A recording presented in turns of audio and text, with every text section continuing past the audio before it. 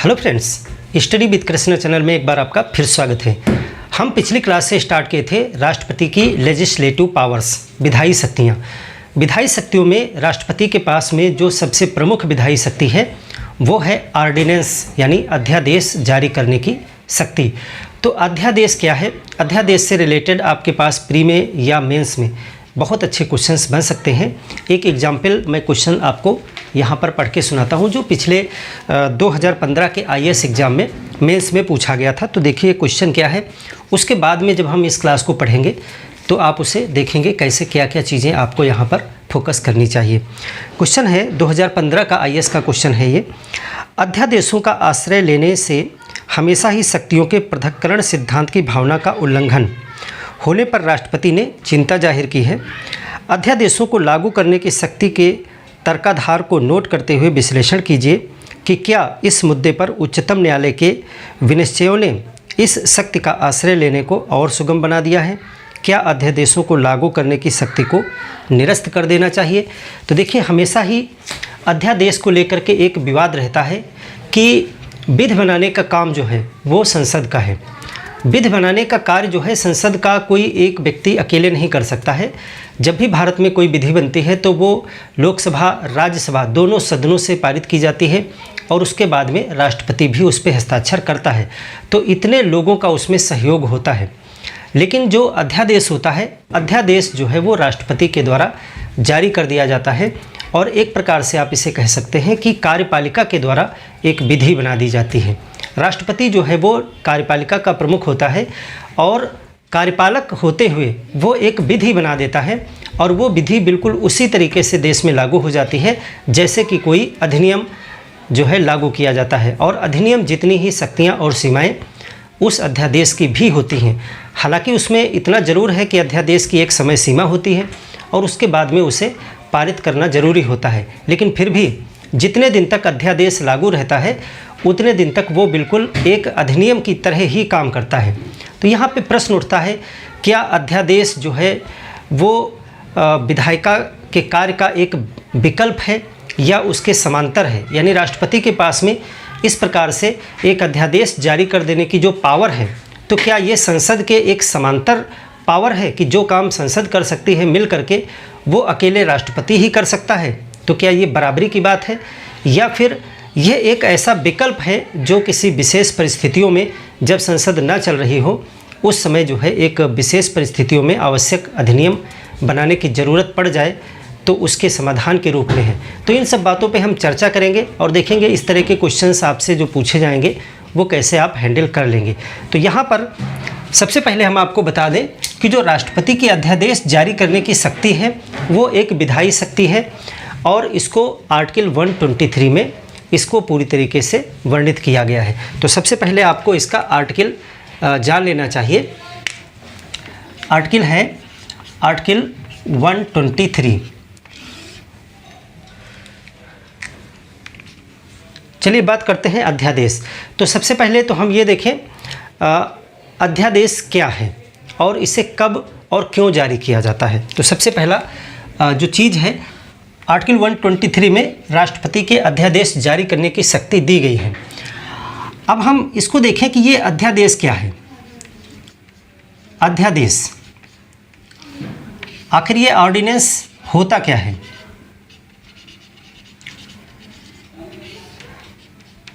तो जो अध्यादेश होता है वो भी एक प्रकार से विधि है, लेकिन ये अस्थाई विधि है। तो इसको परिभाषित अगर करेंगे तो ये एक अस्थाई विधि है। अस्थाई विधि है, स्थायी विधि है, इसे राष्ट्रपति जारी करता है। राष्ट्रपति जारी करता है। तो क्या अस्थाई विधि है तो क्या इसके पावर कुछ कम होते हैं अन्य विधियों से? नहीं, इसके भी पावर्स उतने ही होते हैं जितने कि सामान्य विधि के होते हैं। तो तीसरी बात आप यहाँ पे लिखेंगे कि यह अधिनियम की तरह ही शक्तिशाली होता है। अधिनियम के समान शक्ति रखता है, यानी उसके जितनी ही शक्ति भी और एवं सीमाएं, जो अधिनियम की सीमाएं हैं वो भी इस पे रहती हैं, सीमाएं रखता है। बस अंतर अधिनियम और अध्यादेश में इतना है कि अधिनियम जो है लॉन्ग टर्म के लिए परमानेंट हो जाता है जब तक उसमें संशोधन न किया जाए। और जो अध्यादेश होता है वो कुछ समय के लिए होता है। कितने समय के लिए होता है और क्यों होता है उस पर भी हम आगे बात करेंगे आगे। तो अध्यादेश को आप समझ गए कि यह एक अस्थायी विधि है जो राष्ट्रपति के द्वारा जारी की जाती है और ये भी उतने ही पावर्स रखता है, उतनी ही सीमाएं रखता है। सीमाएं रखने का मतलब है कि जो कार्य अधिनियम नहीं कर सकता है वो कार्य अध्यादेश भी नहीं कर सकता है। जैसे कि मूल अधिकारों का उल्लंघन अधिनियम भी नहीं कर सकता है, तो मूल अधिकारों का उल्लंघन उन सीमाओं तक जो है अध्यादेश भी नहीं कर सकता है। और जिन विषयों पर संसद अधिनियम नहीं बना सकती है उन विषयों पर अध्यादेश भी जारी नहीं हो सकता है। ये सब आगे हम डिस्कस करेंगे। तो सबसे पहले आपने अध्यादेश लिख लिया क्या है। अब ये कब जारी किया जाता है, तो सबसे पहला प्रश्न आता है कब जारी किया जाता है, और उसके बाद हम ये देखेंगे कि आखिर इसको क्यों जारी किया जाता है। कब जारी किया जाता है, तो नॉर्मल सामान्य दिनों में इसको जारी नहीं किया जा सकता। ऐसा नहीं हो सकता है कि कभी भी राष्ट्रपति अध्यादेश जारी कर दें। अध्यादेश का सीधा सा मतलब है कि एक कानून वो जारी कर देते हैं कि आज से ये कानून लागू हो गया। उसके लिए कोई भी सदन से पारित वगैरह करवाने की ज़रूरत नहीं है। कोई भी प्रक्रिया जो होती है वो सब कुछ नहीं किया जाता है। सीधे वो अध्यादेश यानी सीधे कानून एक ही दिन में बन के आ जाता है। वो रहता मंत्रिपरिषद की सलाह से ही है, इसको हम बार बार बताते आए हैं आपको। तो कब जारी किया जाता है, तो इसके लिए कुछ कंडीशंस हैं। देखिए, पहली कंडीशन ये है कि उस समय संसद का सत्र नहीं चल रहा हो, यानी संसद के दोनों सदनों का सत्र न चल रहा हो। संसद के दोनों सदनों का सत्र ना चल रहा हो। देखिए, अगर ऐसा क्यों है, इसको बहुत आसान है समझना कि अगर सत्र चल रहा होगा तो फिर विधि संसद बनाएगा, फिर राष्ट्रपति को विधि बनाने की क्या जरूरत पड़ेगी। तो ऐसी अवस्था में जब संसद के दोनों सदनों का सत्र ना चल रहा हो तो ऐसी अवस्था में राष्ट्रपति अध्यादेश जारी कर सकते हैं। या फिर एक सदन न चल रहा हो, ऐसा भी हो सकता है कि दोनों में से एक न चल रहा हो। संसद का एक सदन न चल रहा हो, एक सदन न चल रहा हो।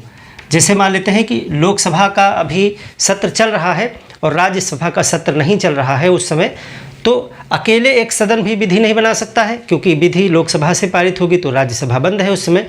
तो दोनों नहीं चल रहे होंगे या एक चल रहा है, तो ऐसी अवस्था में भी राष्ट्रपति को अध्यादेश निकालने की शक्ति है। लेकिन सिर्फ ऐसा नहीं है कि सदन चल नहीं रहा है तो अध्यादेश बना दोगे। एक तीसरी शर्त है, वो ये है कि ऐसा करना जरूरी हो, यानी राष्ट्रपति को लगे कि इस विधि को इस समय ऐसी परिस्थितियां बन गई हैं कि यह विधि तुरंत तत्काल बनाना जरूरी है। अगर तत्काल बनाना जरूरी ना हो, 3-4 महीने बाद बनाना जरूरी हो, तो फिर राष्ट्रपति को पावर है कि वो अगले दिन संसद के सत्र को बुला ले।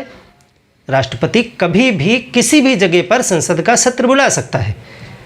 अगर राष्ट्रपति चाहे तो वो आदेश कर सकता है, संसद का सत्र बुलाने की घोषणा की जाती है कि इस डेट में इस समय इस स्थान पर संसद का सत्र लगेगा, एक कानून बनना है, तो वो चाहे तो बुला सकता है। लेकिन संसद के सत्र के द्वारा जो कानून बनेगा उसमें थोड़ा समय लगेगा। पहले एक सदन में उस पर बहस होगी, फिर पास होगा, फिर दूसरे में जाएगा, बहस होगी, इसमें समय लग सकता है 5, 6, 10, 15 दिन का तो मिनिमम समय लग सकता है। तो अगर कोई तत्काल कानून बनाना पड़ जाए तो उसके लिए अध्यादेश एक विकल्प होता है, लेकिन ये तभी जब सत्र ना चल रहा हो। तो संसद का एक सदन न चल रहा हो या दोनों न चल रहे हों, तथा इसके साथ साथ क्या है कि तत्काल किसी विषय पर विधि बनाने की आवश्यकता हो जाए, विधि बनाने की आवश्यकता। और चौथी चीज़ है, मंत्रिपरिषद की सलाह आवश्यक है, यानी राष्ट्रपति की मनमर्जी नहीं है, मंत्रिपरिषद की सलाह। मंत्रिपरिषद ने कहा कि ये अध्यादेश आप जारी कर दीजिए और इसको फिर अगले जब मीटिंग शुरू होगी, अगला सत्र, तब हम इसे पारित कर लेंगे। तब तक के लिए आप ये समझ लीजिए एक एडवांस में विधि बनवा ली और उसको बाद में। प्रक्रिया क्या होती है विधि की प्रक्रिया होती है लोकसभा राज्यसभा दोनों से पारित होना चाहिए, बाद में राष्ट्रपति के हस्ताक्षर होने चाहिए। अध्यादेश में क्या होता है, प्रक्रिया उल्टा हो जाती है। राष्ट्रपति पहले ही एक विधि निकाल देता है और लोकसभा राज्यसभा उसको बाद में पारित करते हैं। समझिए उसका रिवर्स है। तो मंत्रिपरिषद की सलाह पर ऐसा किया जा सकता है। तो ये कंडीशंस बनती हैं जा करके। अब यहाँ पर ये मंत्रिपरिषद की सलाह, इसको ध्यान में रखिएगा, क्योंकि इसका कभी जो है कोई सरकार अपने कुछ पूर्वाग्रह से ग्रसित होकर के भी मिसयूज करने की कोशिशें करती हैं कि जिस समय कोई विवादित किसी मुद्दे पर अगर कोई विधि बनानी है तो संसद के सत्र में चूँकि बहस होगी, हो सकता न पारित हो पाए, तो उसको जो है जब सत्रावसान चल रहा होता है उस समय उसको अध्यादेश के माध्यम से लागू करवाने की कोशिशें सरकारें करती रहती हैं।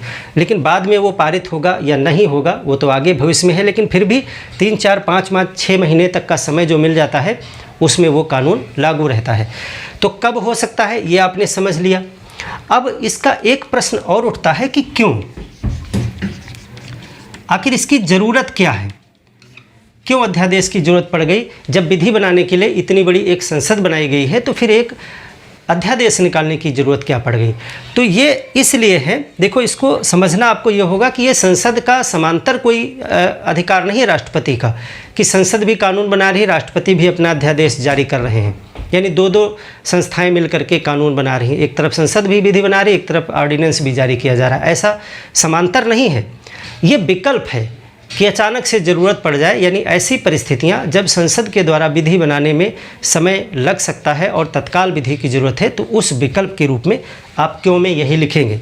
इसको मैं समझा देता हूं कि आप क्यों में क्या लिखेंगे, अपना लॉजिक, कि अगर देश के सामने कोई ऐसी परिस्थिति आ सकती है कि एक तत्काल विधि की ज़रूरत पड़ जाए, तो संसद की पूरी प्रक्रिया को फॉलो करने में, विधि बनाने में समय लग सकता है। इसीलिए अध्यादेश जो है, राष्ट्रपति के पास एक ऐसी पावर है जिससे वो ऐसी विशेष परिस्थितियों को हैंडल कर सकता है, उसको जो है उस समस्या को सुलझा सकता है। तो ये क्यों हो गया, क्यों ज़रूर बताना आपको ज़रूरी है कि इसकी ज़रूरत क्या है, क्योंकि इसकी आलोचना की जाती है। आलोचना इस आधार पे होती है कि ये जो ऑर्डिनेंस जारी करने की शक्ति राष्ट्रपति के पास में है, ये एक प्रकार से शक्ति पृथक्करण के सिद्धांत का उल्लंघन करती है, क्योंकि शक्ति पृथक्करण का सिद्धांत जो मॉन्टेस्क्यू ने दिया, जो लगभग सभी लोकतांत्रिक सरकारों ने लागू भी किया है, उसमें ये कहते हैं कि विधायिका का कार्य अलग होना चाहिए और कार्यपालिका का, न्यायपालिका का कार्य अलग होना चाहिए। लेकिन ये जो अध्यादेश जारी करने की शक्ति है वो विधि बनाने की शक्ति है। और कौन बना रहा है इसे बना रहा है राष्ट्रपति। और राष्ट्रपति कौन है, वो कार्यपालिका का प्रमुख है। तो एक प्रकार से कार्यपालिका किसका काम करना शुरू कर दी, कार्यपालिका विधायिका का काम करना शुरू कर दिया अध्यादेश के माध्यम से। तो इस तरह से इसकी आलोचना की जाती है। लेकिन इस आलोचना का जवाब क्या होगा, जब आपसे क्वेश्चन आएगा तो इसकी काट भी आपको लिखनी होगी। तो काट उसकी यही है कि अगर संसद का सत्र चल नहीं रहा है, यानी विधायिका उस समय काम नहीं कर रही है, या एक ही सदन चल रहा है और अचानक से कोई विधि बनाने की आवश्यकता पड़ जाएगी, तो कौन बनाएगा, क्या कोई सांसद बना देगा, क्या प्रधानमंत्री बना देगा, या ऐसे ही कुछ भी बन जाएगा। तो उस समय पावर दी गई है सबसे बड़े पद को, यानी राष्ट्रपति को, कि आप विधि बना दीजिए और बाद में उस विधि को हम पारित कर लेंगे। तो इस तरह से यह उन समस्याओं को सुलझने में सहायता प्रदान करता है। इसको नकारात्मक न देख करके सकारात्मक रूप में देखा जाना चाहिए। तो हमने अध्यादेश को समझ लिया, कब होता है, क्यों होता है। अब हम ये देखेंगे कि जो अध्यादेश है वो कैसे काम करता है, उसकी शक्तियाँ क्या हैं, अध्यादेश की पावर्स क्या हैं, कितना शक्तिशाली होता है अध्यादेश, उसके विषय में हम जानेंगे। अध्यादेश की शक्ति, कितना शक्तिशाली होता है अध्यादेश। तो अभी हमने पीछे बताया कि इसकी शक्ति एवं सीमाएं अधिनियम के बराबर होती हैं, यानी कि यह एक अधिनियम के समान ही होता है। अधिनियम के समान दो चीज़ें रखता है, शक्ति भी रखता है, शक्ति एवं सीमाएं। अब शक्ति की बात यहाँ पर क्या है, अधिनियम जो कार्य कर सकता है। अगर अधिनियम किसी चीज़ में संशोधन कर सकता है, यहाँ संविधान संशोधन की बात नहीं कर रहे हैं हम, अगर कोई अधिनियम किसी अधिनियम में संशोधन कर सकता है तो अध्यादेश भी कर सकता है।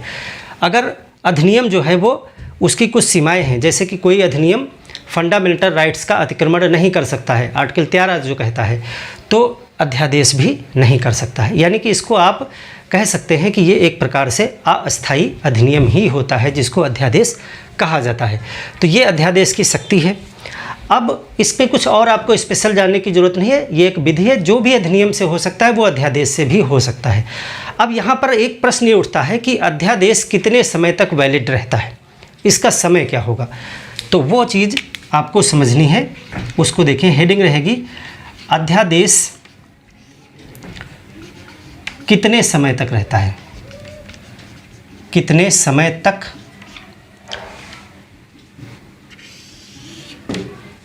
तो देखिए अध्यादेश जारी किया जाता है और जब देखिए उस समय संसद का सत्र तो चल नहीं रहा होता है, तो अध्यादेश जारी होने के बाद में जैसे ही संसद का सेशन शुरू होगा, यानी संसद का सत्र शुरू होगा, लोकसभा राज्यसभा का सत्र शुरू होगा, तो सत्र शुरू होने की तारीख से 6 सप्ताह के अंदर वो दोनों ही सदनों से पारित किया जाना चाहिए।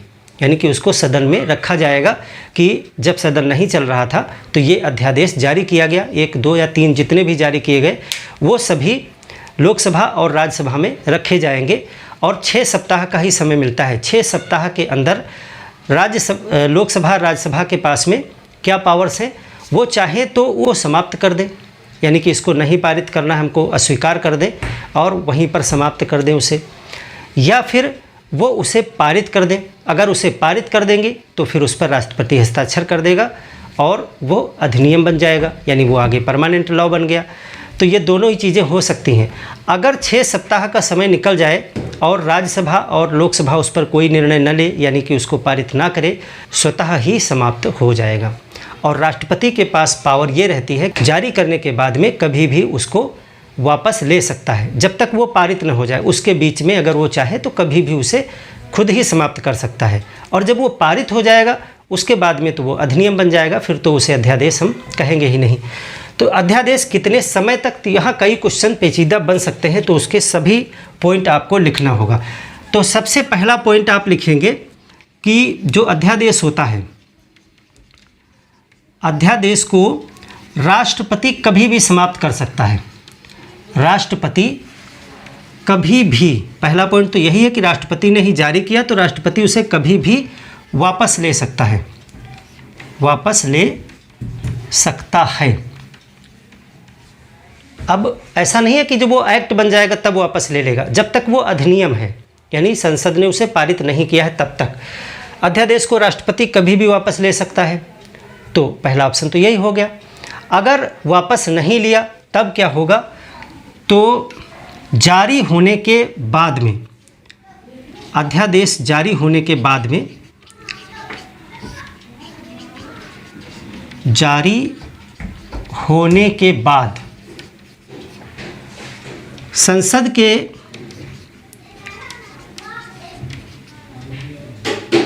सदन में, सदन के सत्र में, जारी होने के बाद में संसद के सदन के सत्र उसे रखा जाएगा, रखा जाएगा। जैसे विधेयक रखे जाते हैं वैसे उसे रखा जाएगा। अब जब उसे रखा जाएगा तो फिर संसद के पास में 2 ऑप्शन रहेंगे। जब उस अधिनियम को, उस अध्यादेश को संसद के पटल पे रखा जाएगा, राज्यसभा लोकसभा में दोनों में बारी बारी से रखा जाएगा, तो उसे जब रखेंगे तो 2 ऑप्शन होंगे। चाहे तो उसे निरामोदित कर दें, यानी उसे समाप्त कर दें, समाप्त कर दें।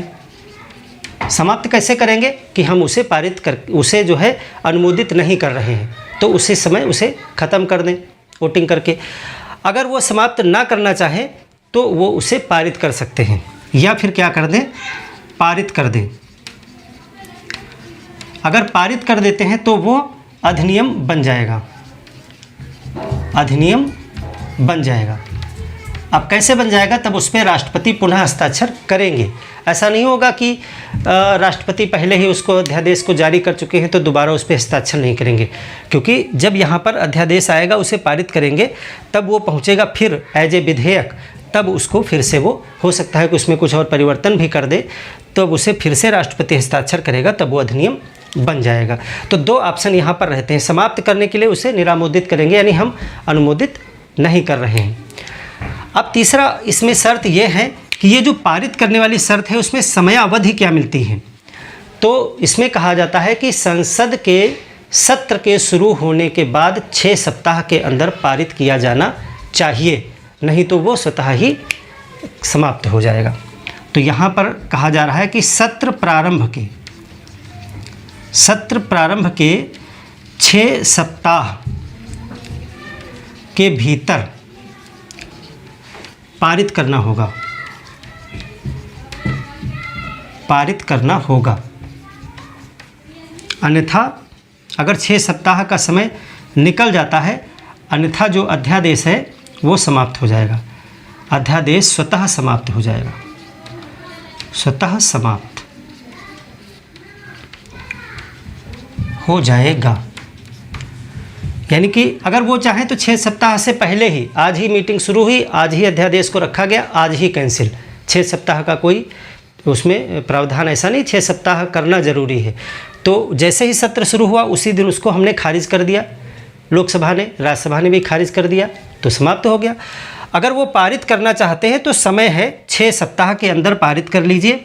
अगर 6 सप्ताह में नहीं कर पा रहे हैं दोनों सदन, यहाँ पे सत्र प्रारंभ 6 सप्ताह के भीतर पारित करना होगा दोनों सदन से। ऐसा नहीं होगा कि एक सदन ने पारित कर दिया, दूसरे ने उस पर महीना भर का समय और एक्स्ट्रा लगा दिया, 6 सप्ताह से ज़्यादा, तो फिर कैंसिल हो जाएगा। यानी दोनों सदन से 6 ही सप्ताह के अंदर ही हो जाना चाहिए। ऐसा नहीं 6 सप्ताह अलग अलग दोनों के लिए नहीं मिलेंगे, टोटल 6 सप्ताह में दोनों सदन से पारित हो जाना चाहिए, अन्यथा अध्यादेश जो है वो स्वतः समाप्त हो जाएगा।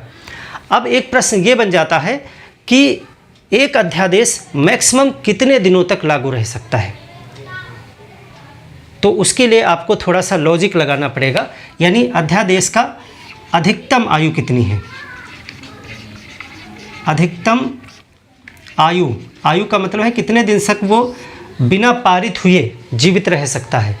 तो मैक्सिमम जो है, इसके लिए आपको एक गणित ये देखनी है कि पिछली क्लास में भी हमने बताया था कि संसद का जब एक सत्र बैठता है, राष्ट्रपति सत्र बुलाता है और फिर राष्ट्रपति सत्रावसान कर देता है।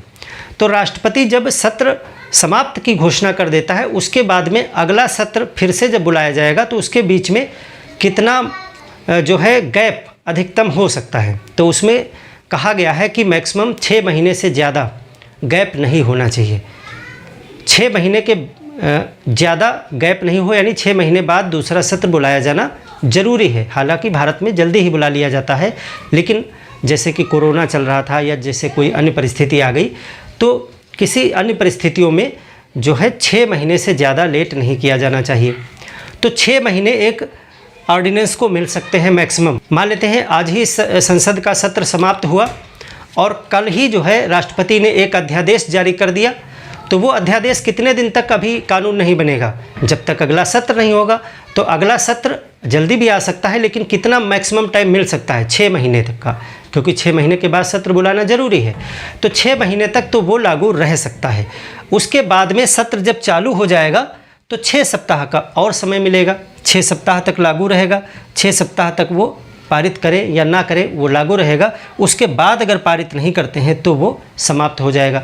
तो 6 महीने वो मिल सकते हैं मैक्सिमम, और 6 सप्ताह का सत्र चालू होने के बाद में अतिरिक्त समय मिल सकता है। तो एक अधिकतम आयु जो है अध्यादेश को मिल सकती है, वो है 6 माह प्लस 6 सप्ताह, 6 माह प्लस 6 सप्ताह। अब इसके पीछे लॉजिक क्या है ये मैं लिखूंगा नहीं बोर्ड पे, वो मैंने समझा दिया है कि ये वाले 6 महीने कैसे मिले। एक बार फिर से मैं बता देता हूँ कि यदि मान लेते हैं कि कोई संसद का सत्र समाप्त हो गया और संसद के 2 सत्रों के बीच में 6 महीने का गैप हो सकता है, 6 माह का अधिकतम गैप हो ही सकता है, कोई ज़रूरी नहीं हो लेकिन हो सकता है। तो 6 माह जब तक अगला सत्र नहीं आएगा तब तक अधिनियम लागू रहेगा, तो 6 माह ये मिल जाएंगे। उसके बाद में सत्र चालू होगा तब 6 सप्ताह का पारित करने का समय मिलेगा, तब तक अधिनियम जो है वो अध्यादेश लागू रहेगा। तो 6 माह प्लस 6 सप्ताह का अधिकतम आयु हो सकती है।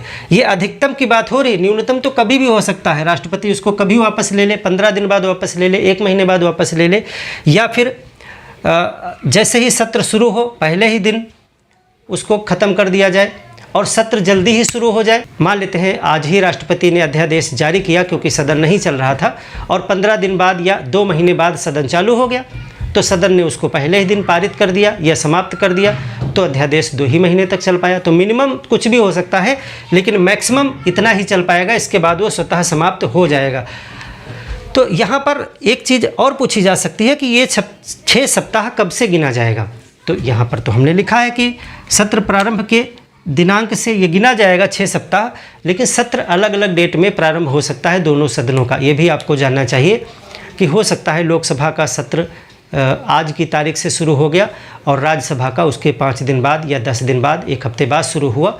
तो जो भी सदन बाद में शुरू होता है जिसका सत्र, उस तारीख से 6 सप्ताह जोड़े जाते हैं। तो यहाँ पर एक नोट कर लीजिएगा, नोट कि जो सदन बाद में प्रारंभ होता है, बाद में चालू होता है,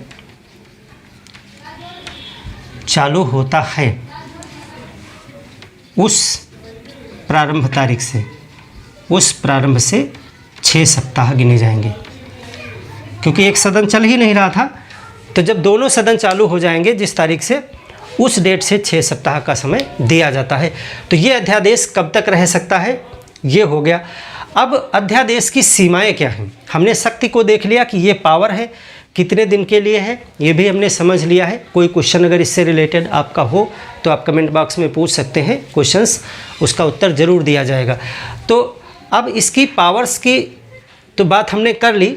अब हम देखें कि अध्यादेश की सीमाएं क्या हैं, क्या माइनस पॉइंट हैं या क्या सीमाएं हैं, क्या नहीं कर सकता अध्यादेश। देखिए अध्यादेश की सीमाएं क्या हैं। देखिए सबसे पहला ये है कि ये अस्थाई है, स्थायी विधि है। पहली तो यही सीमा है कि ये कोई परमानेंट विधि नहीं है, अस्थायी विधि है। दूसरी चीज़ ये है कि ये संसद का कोई समांतर अधिकार नहीं है, ये एक वैकल्पिक व्यवस्था है। यानी वैकल्पिक व्यवस्था है, ये वैकल्पिक व्यवस्था है। ये जो है विधायिका के समांतर कोई शक्ति नहीं है। ऐसा कोई ना समझे कि 2 विधायिका काम कर रही हैं, एक विधि बना रही है संसद और एक राष्ट्रपति। ये विधायिका के समांतर नहीं है, समांतर नहीं है।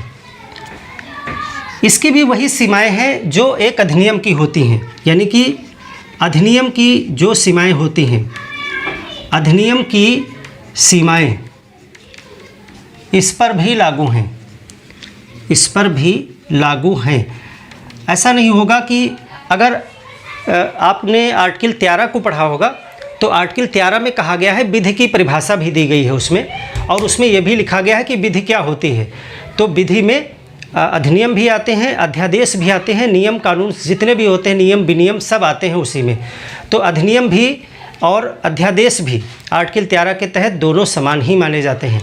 तो अगर कोई अधिनियम आर्टिकल 17 का उल्लंघन नहीं कर सकता है तो कोई अध्यादेश भी आर्टिकल 17 का उल्लंघन नहीं कर सकता है। यानी सेम पावर्स और सेम सीमाएं रहती हैं। तो अधिनियम की सीमाएं इस पर लागू होती हैं। ऐसा नहीं होगा कि अध्यादेश है तो ज़्यादा पावरफुल है, राष्ट्रपति ने बना के भेजा है। अगली चीज़ यह है कि इसको पारित किया जाना जरूरी है, यानी इसको बाद में पारित किया जाना जरूरी है। इसे बाद में संसद द्वारा 6 सप्ताह में पारित किया जाना चाहिए, पारित करना चाहिए। अगर नहीं करते हैं तो स्वतः समाप्त हो जाएगा। अब ये किसी भी उस विषय पर जो है नहीं जारी किया जा सकता है जिस विषय पर केंद्र सरकार कानून नहीं बना सकती है। यानी कि ये सिर्फ जो है उन्हीं विषयों पर जारी किया जाएगा जो संघ सूची में है या समवर्ती सूची में है। तो अध्यादेश भी किस पे ही जारी किया जाएगा? अध्यादेश संघ सूची पर जारी किया जाएगा, संघ सूची एवं समवर्ती सूची के विषय पर। ऐसा नहीं होगा कि संसद किसी विषय पर कानून नहीं बना सकती है तो उस विषय पर राष्ट्रपति अध्यादेश जारी कर सकता है। वो भी उसी पर ही जारी करेगा जिस पे संसद कानून बना सकती है। और संसद किन विषयों पर कानून बना सकती है? वो संघ सूची के विषय पर कानून बना सकती है, समवर्ती सूची के विषय पर कानून बना सकती है। तो उसी के लिए अध्यादेश भी जारी किया जाएगा। अब देखिए, अध्यादेश, एक क्वेश्चन आता है कि क्या अध्यादेश की न्यायिक समीक्षा हो सकती है? जैसे कि अधिनियम की हो सकती है, तो क्या अध्यादेश की भी न्यायिक समीक्षा हो सकती है? तो हो सकती है, अध्यादेश की भी न्यायिक समीक्षा हो सकती है। कूपर केस था, कूपर केस 1970 में आया जब बैंकों के राष्ट्रीयकरण के लिए अध्यादेश जारी किया गया था। तो उस समय कूपर केस हुआ, एक कूपर केस नाम से फेमस है 1970 में। उसमें जो है सुप्रीम कोर्ट ने कहा कि अध्यादेश जो राष्ट्रपति के द्वारा जारी किया जाता है उसकी भी न्यायिक समीक्षा की जा सकती है। यानी देखा जा सकता है कि क्या परिस्थितियां वास्तव में वैसी थीं अध्यादेश जारी करने के लिए, या जानबूझ करके राष्ट्रपति ने सत्र अवसान कर दिया और फिर किसी विवादित विषय पर अध्यादेश जारी कर दिया। देखिए, ऐसा हो सकता है, बिल्कुल हो सकता है। मान लेते हैं कि सरकार किसी विषय पर कानून बनाना चाहती है, XYZ कोई भी विषय है, और वो सोचती है कि अगर हम ये विधेयक लाएंगे सदन में तो ये पारित नहीं हो पाएगा क्योंकि ये विवादित मामला है और इस पर हम सहमति नहीं बना पाएंगे। तो उसके पास एक ऑप्शन रहता है, ऐसा ऑप्शन ये है कि राष्ट्रपति को वो सलाह देंगे, मंत्रिपरिषद राष्ट्रपति को सलाह दे सकती है, वो राष्ट्रपति को सलाह देंगे कि आप सत्रावसान करा दीजिए, यानी सदन के सत्र समाप्त हो गए। अब सदन के सत्र समाप्त हो गए तो उसी दिन से राष्ट्रपति को अध्यादेश जारी करने की शक्ति प्राप्त हो गई, क्योंकि हमने अभी पीछे बताया कि जब सदन का सत्र नहीं चल रहा होगा तो राष्ट्रपति अध्यादेश निकाल सकता है। और किसकी सलाह से निकाल सकता है? मंत्रिपरिषद की सलाह से निकाल सकता है। अब जो कानून वो सदन में रख के नहीं बना सकती थी सरकार, वो अब सलाह के रूप में राष्ट्रपति को देंगे कि आप ये अध्यादेश निकालिए, ऐसा ऐसा कानून निकालिए, कृषि के संबंध में, किसी भी संबंध में ऐसा अध्यादेश आप निकालिए। और उस अध्यादेश को कम से कम कितना समय मिल जाएगा? अगला सत्र जब तक नहीं बुलाया जाएगा, और अगला सत्र बुलाने की सलाह भी तो मंत्रिपरिषद ही देगी। हालांकि मानते हैं कि उसमें 6 महीने से ज़्यादा नहीं हो सकता गैप, लेकिन 6 महीने का तो कर सकते हैं, या 3 महीने, 2 महीने, 4 महीने, जितना मैक्सिमम वो खींच सकते हैं 6 महीने तक। तो उतने दिन जब तक सत्र नहीं आएगा तब तक वो अध्यादेश लागू रहेगा और उतने दिन में हो सकता है सरकार का कोई कार्य सिद्ध हो जाए। तो अध्यादेश की न्यायिक समीक्षा की जा सकती है कि क्या वास्तव में वास्तविक परिस्थितियां थीं या ऐसा कोई जानबूझ करके कार्य तो नहीं किया गया। तो यहाँ पर उस केस का भी नाम हम दर्ज कर लेंगे। इसमें जो है आप लिखें कि अध्यादेश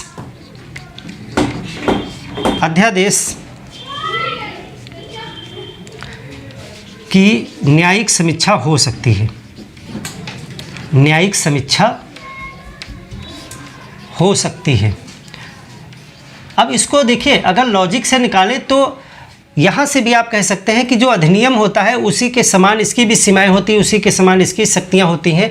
तो जब अधिनियम की न्यायिक समीक्षा हो सकती है तो फिर अध्यादेश की क्यों नहीं हो सकती है? लॉजिक है। तो अध्यादेश की न्यायिक समीक्षा हो सकती है। और केस का नाम लिखेंगे कूपर केस, कूपर केस 1970। इसमें सुप्रीम कोर्ट ने ये स्पष्टीकरण दिया था और इसको हमने डिटेल में बता ही दिया कि हो सकता है कभी जानबूझ करके ऐसी परिस्थितियां बना दी जाएं और किसी विवादित विषय पर अध्यादेश निकाल दिया जाए और 4, 5, 6 महीने तक वो कानून लागू रहे। उसके बाद भले ही जब सदन का सत्र शुरू हो तो राज्यसभा लोकसभा उसे पारित ना करे, वो अलग बात है, लेकिन 6 महीने तक का तो समय उसे मिल जाएगा। 6 महीने प्लस 6 सप्ताह, तो उतने दिन तक तो बहुत सा कार्य हो जाएगा। तो अध्यादेश की न्यायिक समीक्षा हो सकती है। अब एक चीज़ ये बताएं कि ऐसा भी हो सकता है कि बार बार कोई विवादित विषय है या कोई ऐसा कानून है जिसको सदन में पारित नहीं किया जा रहा है और राष्ट्रपति उस पर बार बार, या राज्यपाल भी अपने राज्य में बार बार अध्यादेश निकाले। मान लेते हैं कि कोई मामला है और उस पर लोकसभा राज्यसभा में नहीं सहमति बन पा रही है, पारित नहीं हो पा रहा है, और सरकार उसे राष्ट्रपति के माध्यम से अध्यादेश से लागू करवा दे। उसके बाद में संसद का सदन जब बैठे उसके पहले राष्ट्रपति उसे वापस ले लें कि उसको हम पारित करने के लिए रखें ही नहीं, उसको वापस ले लें, और जैसे ही संसद का सदन समाप्त हो राष्ट्रपति फिर वही एक अध्यादेश फिर से जारी कर दे। तो ऐसा करके बार बार उसी कानून को लाया भी जा सकता है। तो इस पर रोक लगाने के लिए जो है सुप्रीम कोर्ट ने क्या निर्देश जारी किया कि अगर बार बार एक ही विषय पर वही अध्यादेश लाया जा रहा है तो वह नहीं मान्य होगा, यानी कि आपको अगले सत्र में उसे पारित करवाने की प्रयास करनी चाहिए। अगर आपने उसे पारित कराने का कोई प्रयास नहीं किया तो इसका उद्देश्य यह है कि जानबूझ करके आप उसे अध्यादेश के रूप में ही जारी रखना चाहते हैं। तो उसे पहले ही प्रयास में, यानी जैसे ही अगला सत्र आए उसमें पारित करवाने का प्रयास किया जाना चाहिए, और यदि पारित नहीं हो पाता है तो निरस्त हो जाएगा वो। तो बार बार एक ही विषय पर सेम जो है अध्यादेश नहीं लाया जा सकता है। देखिए बार बार एक ही विषय पर, यानी एक ही जैसा एक ही विषय पर, यानी उसी अध्यादेश की बात की जा रही है। बार बार एक ही विषय पर अध्यादेश नहीं ला सकते, अध्यादेश नहीं, बिना पारित कराने का प्रयास किए, पारित कराने का प्रयास किए।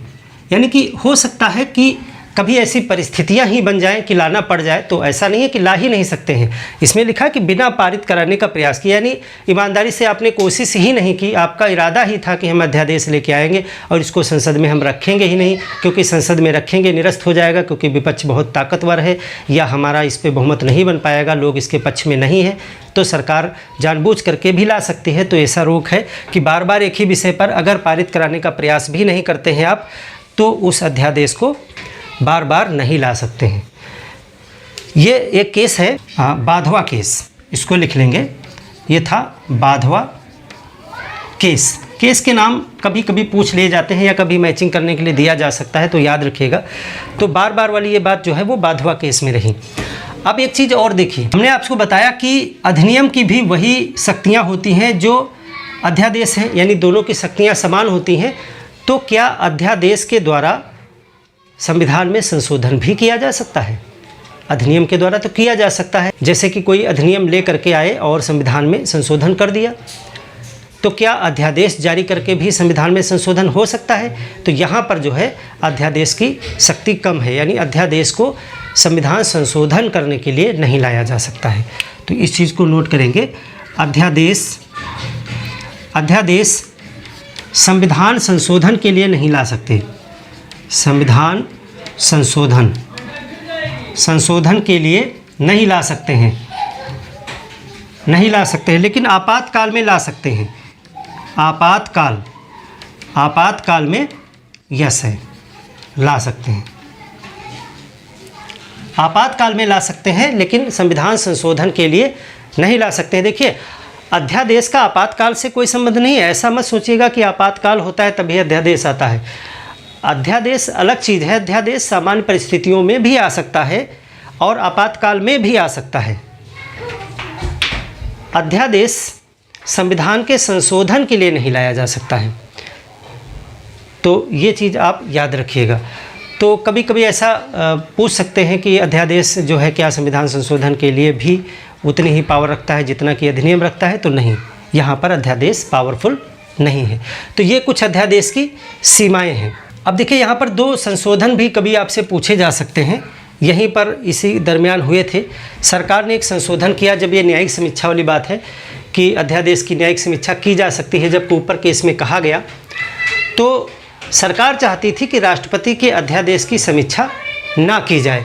तो उन्होंने संविधान में 1975 में 38वां संविधान संशोधन कर दिया और 38वें संविधान संशोधन में उन्होंने कहा 38वां कॉन्स्टिट्यूशनल अमेंडमेंट जो हुआ 1975 में, इसमें इन्होंने कहा कि राष्ट्रपति की संतुष्टि ही अंतिम निर्णय है। जैसे कि हमने बताया कि अध्यादेश कब जारी किया जा सकता है, जब राष्ट्रपति को लगे, वहाँ पे राष्ट्रपति की बात की गई है कि जब राष्ट्रपति को लगे कि कानून निकालना ज़रूरी है, परिस्थितियाँ ऐसी हैं और सदन नहीं चल रहा है, तो अध्यादेश निकाल सकता है मंत्रिपरिषद की सलाह पर।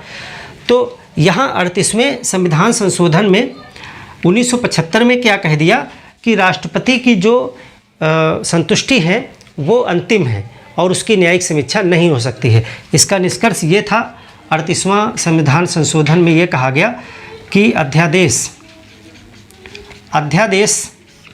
न्यायिक समीक्षा नहीं, न्यायिक समीक्षा नहीं हो सकती है इसकी। लेकिन ये ज़्यादा दिन तक नहीं चला। जब 44वां संविधान संशोधन 1978 में आया तो इस चीज़ को समाप्त कर दिया गया। वर्तमान जो कंडीशन वो ये है कि न्यायिक समीक्षा हो सकती है, लेकिन ये क्वेश्चन अलग से पीटी में बन सकते हैं। तो जब 44th जो है कॉन्स्टिट्यूशनल अमेंडमेंट हुआ तो उसमें 1978 में उसमें जो है इसको निरस्त कर दिया गया, उपरोक्त को, यानी इसे उपरोक्त को निरस्त कर दिया गया। ये बात जो कही गई थी 38वें संविधान संशोधन में कि न्यायिक समीक्षा नहीं हो सकती है, उस चीज़ को 44वें संविधान संशोधन में समाप्त कर दिया गया। तो इस प्रकार से राष्ट्रपति की अध्यादेश जारी करने की शक्ति को हमने समझा, जो आर्टिकल 1, 2, 3 में दी गई, और ये राष्ट्रपति की एक विधायी शक्ति है। क्या चीज़ें इसमें आपको जाननी जरूरी हैं? अध्यादेश क्या होता है? अध्यादेश एक अस्थायी विधि है जो राष्ट्रपति जारी कर सकता है। कब जारी कर सकता है? जब संसद का दोनों सदन न चल रहे हों या कोई एक न चल रहा हो, यानी पारंपरिक तरीके से विधि न बन सकती हो, उस समय राष्ट्रपति विधि बना सकता है अकेले, यानी मंत्रिपरिषद की सलाह पर राष्ट्रपति विधि बना के जारी कर सकता है। विधि तो मंत्रिपरिषद ही बनाएगी, एक्चुअली उसी के नाम से होता है, तो वो अध्यादेश कहलाता है। अब ये कितने समय तक रहेगा? तो इसमें कहा यह गया है कि राष्ट्रपति उसको कभी भी वापस ले ले, या फिर जैसे ही संसद का सत्र शुरू हो तो उस सत्र में उस अधिनियम को रखा जाए और 6 सप्ताह का समय दिया जाए। 6 सप्ताह के अंदर वो दोनों सदन उसे पारित कर दें, राष्ट्रपति हस्ताक्षर कर दें, अधिनियम बन जाएगा। अगर आगे उसकी ज़रूरत है और यदि आगे उसका प्रयोजन समाप्त हो चुका है तो वो सदन जो है उसे खारिज कर दें, समाप्त कर दें। तो ऐसा हो सकता है। मैक्सिमम 6 महीने 6 सप्ताह तक वैलिड रह सकता है। बार बार एक ही विषय पर बिना पारित करवाए का प्रयास किए हुए जो है अधिनियम नहीं लाया जा सकता है। अधिनियम की भी न्यायिक समीक्षा की जा सकती है। इस तरह से हमने इसकी कुछ सीमाएं भी देखी। शक्ति इसकी जो है अध्यादेश और अधिनियम की बराबर ही होती है। तो फ्रेंड्स, हमने यहाँ पर अध्यादेश को डिस्कस किया है। नेक्स्ट क्लास में हम राष्ट्रपति की वीटो शक्तियों पर बात करेंगे। धन्यवाद।